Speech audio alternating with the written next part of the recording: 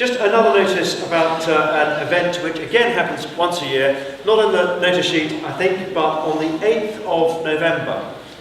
So that's a week on Saturday. It's the Tear Fund sale. That will be between 10 o'clock and 12:30, and you're welcome to come along to support Tear Fund by buying various Christmas gifts and Christmas cards. And one great way of encouraging you to come along is to say, of course, there will be cakes. Cakes! Sir. Cakes! Cakes! Cakes where?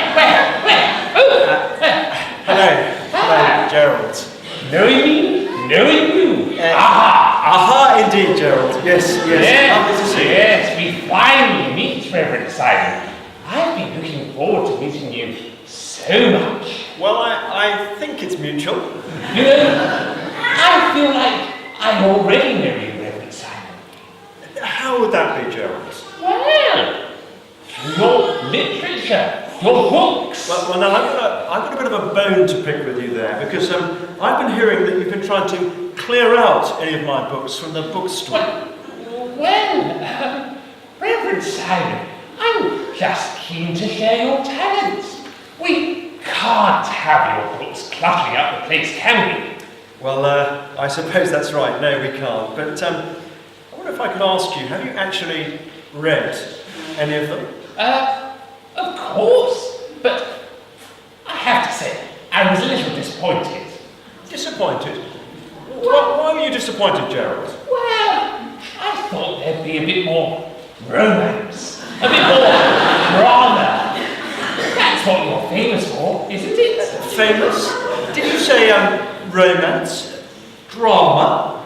Oh dear, do I have to spell it out? Your surname, Austin, Pride and Prejudice, Sense and Sensibility. Oh, no, Gerald. That's Jane Austen. She lived hundreds of years ago and we've got nothing to do with each other. Well, I guess that would explain the poor book sales. Thank you very, very much, Gerald. So, what are your books about then? Well, I hope that if people read them, they might get to know God a little better. Reverend Simon, I can't see how that works. Well, what do you mean? Surely there's nothing more important than knowing God. Well, how can people get to know someone we can't even see? How can I know he's even here? Never mind get to know him. Gerald, those are good questions. In fact, those are the kinds of questions that people have been asking for a very, very long time. But the good news is that we have a God who wants to be known personally.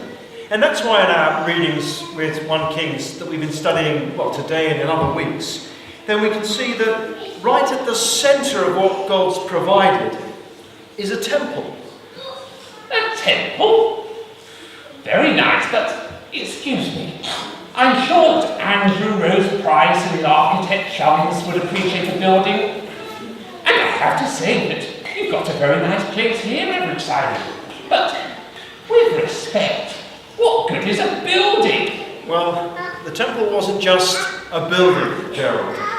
It was more God's gift to his people, a symbol of the fact that he was there with them on earth. A symbol? Buildings? And now drum kits. I tell you, I hear more than enough of those wretched drums when Neil Warren is around.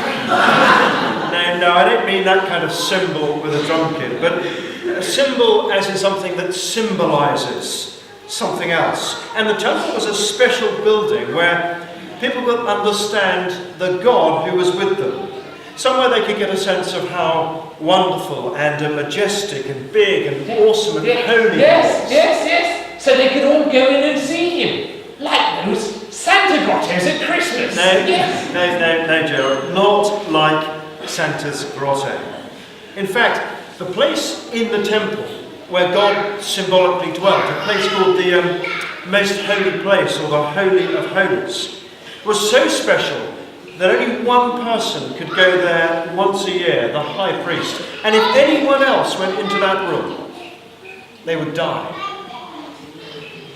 Wow, that's serious stuff. Why was that? Well, the Bible tells us that God is so holy and so perfect, and that we're not. And therefore, we can't get into the presence of God because we have to be perfect if we were going to be with God. Yes, and see the problem. We're not perfect, are we? Not even you, Reverend Simon. And you know what? The people who first had the temple and built the temple knew that problem right from the start. Even as the king and others prayed and the temple was dedicated, they recognised they'd do wrong, that they would sin. Sure enough, as the years went by, that's exactly what happened. So much so that as they kept on sinning, God's glory left the temple, and the temple was destroyed. Oh dear. This is all very sad. What can we do, Reverend Simon? We haven't got any better since then. Not even me. So, how are we ever going to get to know and meet God? Well, Gerald, the thing is, what we've heard from 1 Kings is not the end. The good news is that several hundred years later, God gave a different sort of temple, really. Not a place, but a person. A person who would allow us to enter God's presence by taking on himself all the wrong things we've done that stop us being in God's presence. And that person was Jesus. Oh, that's such a good story, Reverend Simon. It's not just a story, Gerald. It's the truth. And the Bible tells us that if we choose to follow Jesus, then what's more amazing is that that same God comes to live in us by his Spirit. Wow, we've come a long way from a symbol of God in a special building to the chance of God living within us. You're absolutely right, Gerald. It's very special indeed, and it's all thanks to Jesus.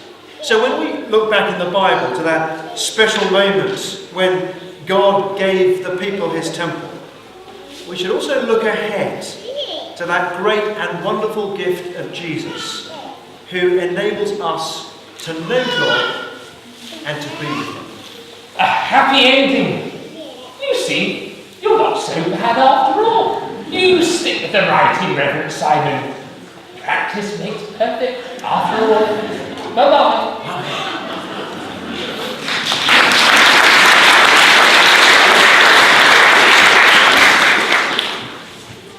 Thank you very much, Gerald.